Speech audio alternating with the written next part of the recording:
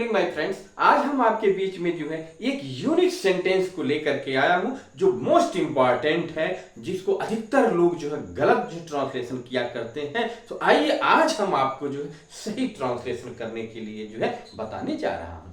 आप देखिए, जब दो क्लास एक साथ हो और ये जो है पहला वाला जो क्लास हो वो क्या हो, वह जो है उपवाक्य हो। क्या हो? उपवाक्य हो। तो उसमें हम क्या करते हैं, अगर वह उपवाक्य वाक्य हो और उसके साथ जो प्रश्नवाचक शब्द के साथ वह हो, तो और भी उसके साथ क्या होगा, जो दूसरा वाक्य होगा वह क्या होगा, यह के साथ जो यह जो क्या करेगा, सब्जेक्ट का काम करेगा। उसके बाद से क्रिया, उसके बाद फुल स्टॉप हो, क्वेश्चन मार्क नहीं हो। ऐसे वाक्यों का हम ट्रांसलेशन कैसे बनाते हैं ये आप सीख रहे हैं। तो देखिए, ऐसे वाक्यों का जब इंग्लिश स्ट्रक्चर होता है, noun clause as subject, noun clause as subject का काम, यानी उपवाक्य जो हमारा होगा यानी नाउन क्लॉज जो होगा वो क्या होगा, प्रश्नवाचक शब्द के साथ जो है जुड़ा होगा। उसको हम जो है एक जो हमारा एक क्लॉज होगा या वो सब्जेक्ट का काम करेगा as a subject, noun clause as a subject. यानी नाउन क्लॉज क्या करेगा, एक कर्ता के रूप में काम करेगा। उसके बाद से हम प्लस लिखेंगे, यानी उसके बाद हम क्या करेंगे, वर्ब का प्रयोग करेंगे। वर्ब इसमें क्या होगा, इज और वाज का होगा। कौन सा? राइट वाला, यानी मेन क्लॉज जो होगा। उसके बाद से जो अदर वर्ड लिख करके हम फुल स्टॉप लगाएंगे, न कि जो है प्रश्नवाचक चिन्ह लगाएंगे। तो इतनी बातें बताया मैं, आपको लगता हो क्या क्या बता रहे हैं। ठीक है, इतने आपने सुना। अब आप असली बात जानेंगे, ये ट्रांसलेशन के थ्रू आप जानेंगे कि जो इतनी बातें मैंने कहा, इसको देख करके तब उस बात पे आप अपनी नजर डालेंगे, आपको क्लियर हो जाएगा। तो आप स्क्रॉल न करें, इसको पूरी वीडियो को जरूर देखें। बहुत छोटी सी वीडियो है, क्योंकि मैं छोटा एक सेंटेंस लेकर के आया जो बहुत उपयोगी है। तो आप देखेंगे ये वाक्य को देखिए, वह कहाँ रहती है। क्या है? वह कहाँ रहती है यह मुझे मालूम नहीं। इस तरह के वाक्य आया करते हैं। तो जरा देखें आप, इसमें दो वाक्य है। वह कहाँ रहती है, यहाँ आप देख रहे हैं वह कहाँ रहती है। अगर किसी भी बच्चे से, किसी भी व्यक्ति से पूछा जाए कि वह कहाँ रहती है, तो यह कहेगा कि यह प्रेजेंट इंडेफिनिट का जो है इंट्रोगेटिव सेंटेंस है। इसका ट्रांसलेशन तुरंत बना देगा कि वेयर डज शी लिव। इसका अगर जो है ट्रांसलेशन किया जाए तो यही होगा कि वेयर डज शी लिव। लेकिन यहां क्या करना है, ये हमारा जो है, जो ये वेयर, ये क्या कर रहा है, क्वेश्चन वर्ड का काम कर रहा है। लेकिन यहां जो है ये मेरा जो है, यानी वेयर, यानी एक बताया था मैं, जो है पिछले वीडियो में बताया था कि ककारवाचक और जकारवाचक।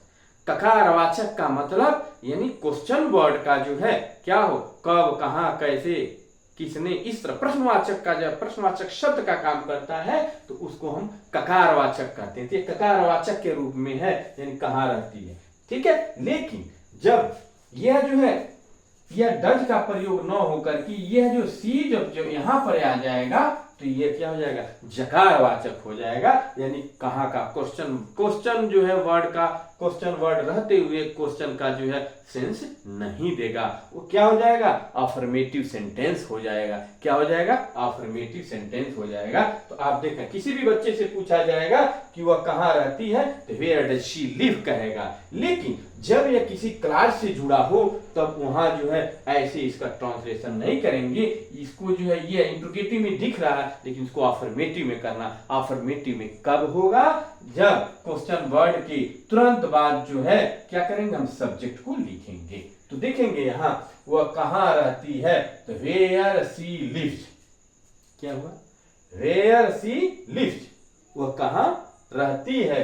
अब क्यों, यह सब्जेक्ट का काम कर रहा है, क्वेश्चन वर्ड होते हुए ये इंट्रोगेटिव में नहीं अफर्मेटिव में बन रहा है। अगर इंट्रोगेटिव में अभी बताया मैं, ये तुरंत जो अगर कहाँ रहता है, यहाँ डज का प्रयोग होता, यस या यस इसमें नहीं रहता। ठीक है। तो वेयर शी लिव्स, अब इज हो गया, अब नॉट, नॉन, यानी वर्ब का थर्ड फॉर्म प्रयोग हम करते हैं। क्या करते हैं, वर्ब का थर्ड फॉर्म करते हैं। ये इज एम आर के साथ जो है ये हम छूट गया यहाँ पर, मेन वर्ब इसका जो है V3 हम करते हैं। क्या करते हैं, V3 हम कर देते हैं यहाँ। ठीक है। अब ये V3 हो गया। इसके लिए केवल, लेकिन सबके लिए यह नहीं होगा। ठीक है। अब दूसरा देखेंगे, वह कब लौटेगा यह निश्चित है। वह कब लौटेगा यह अनिश्चित है, निश्चित नहीं, सॉरी, अनिश्चित है। तो देखिए, वह कब लौटेगा, ये आपका होगा future indefinite tense interrogative sentence. लेकिन यहां जो है यह फ्यूचर इंडेफिनिट टेंस जो है अफर्मेटिव में बनेगा। इसका अगर वह कब लौटेगा, इसका ट्रांसलेशन होगा तो व्हेन विल ही रिटर्न। क्या होगा, व्हेन विल ही रिटर्न, वह कब लौटेगा, या when will she come back, come back. ठीक है। लेकिन इसको हमको क्या करना है, यह सब्जेक्ट का काम कर रहा है कि वह कब लौटेगा यह अनिश्चित है, सब्जेक्ट का काम कर रहा है यह, इसलिए इसको हम क्या करेंगे, ही को हम लाएंगे यहां। ठीक है। उसके बाद से विल रिटर्न। तो देखा जरा, वह कब लौटेगा, when he will return. Clear हुआ कि नहीं हुआ, ये क्लियर हुआ कि नहीं हुआ। इसी की तरह जो मैंने बताया, यस को यहां ला दिया और डच को रिमूव कर दिया, ऐसे यस इसमें जोड़ देंगे। जब यह डच हटेगा तो ऐसे ये जुड़ेगा, लेकिन यहां रहेगा तब ऐसा करेंगे, क्योंकि यह इंट्रोगेटिव में देखते हुए क्या है, अफर्मेटिव में है, एज सब्जेक्ट का काम कर रहा है। नाउन क्लॉज क्या कर रहा है, एज सब्जेक्ट का काम कर रहा है। तो यहां हम ऐसे करेंगे। ठीक उसी तरह से मैंने इसको किया, अब ही को यहां ला दिया, भी लगा दिया। तो देखें, वह कब लौटेगा, when he will return, when he will return. अब है का इज अनसर्टेन, यानी यह की अंग्रेजी हमको जो लिखनी नहीं है, इज अनसर्टेन। ठीक है जी। जब मेन वर्ब आए तो V3 का प्रयोग करेंगे। अगर नहीं आ रहा है, मेन वर्ब का काम यहाँ इज ही कर रहा है, तो यहां जो हम अनसर्टेन है ये लिख देंगे। क्लियर। अब देखिए दूसरा, वह क्यों उदास रहता है, यह एक रहस्य है। अब किसी से कहा जाए वह क्यों उदास रहता है, ये प्रेजेंट इंडेफिनिट टेंस इंट्रोगेटिव ये भी है, तो वह क्यों उदास रहता है, इसका भी हो जाएगा व्हाई डज ही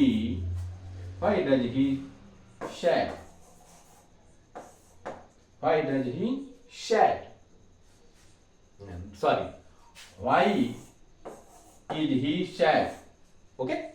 देखिए, यहां मेन वर्ब नहीं है, मेन वर्ब नहीं है, इसलिए हम डू डज का यूज नहीं करेंगे, यहां इज एम का यूज करते हैं। ठीक है। तो वह क्यों उदास रहता है, ठीक है, क्यों उदास रहता है। तो मैंने बताया कि अब क्या करेंगे, आप जरा देखिए इसको, जिस तरह सबको बताया उसी तरह इसको भी देखिए आप। व्हाई इज ही सैड, वह क्यों उदास है या वह क्यों उदास रहता है, बात एक ही हुआ। ठीक है। तो रहने के लिए जो अब लिव का प्रयोग अब नहीं करेंगे, ठीक है, इज का प्रयोग है। तो व्हाई इज ही सैड, क्या है, व्हाई इज ही सैड। अब यह जो इंट्रोगेटिव हो जाएगा, हमको बनाना है या अफर्मेटिव, क्योंकि क्वेश्चन मार्क यहाँ है नहीं, इसलिए इसको अफर्मेटिव बनाने के लिए हम इज को उठा के क्या करेंगे, ही को उठा के इज के पहले कर देंगे। तो व्हाई ही इज सैड, देखिए यहां बन गया why he is sad. Clear हो रहा है कि नहीं हो रहा है। ठीक है। अब उसके बाद है का अंग्रेजी इज हो गया। अब यह का अंग्रेजी लिखते ही नहीं, ठीक है, a mystery, a mystery, why he is sad is a mystery, वह क्यों उदास रहता है यह एक रहस्य है। अगर इसी को पास्ट टेंस में रहता, वह क्यों उदास रहता था यह एक रहस्य था, तो इज के जगह जो है वाच कर देंगे। क्लियर।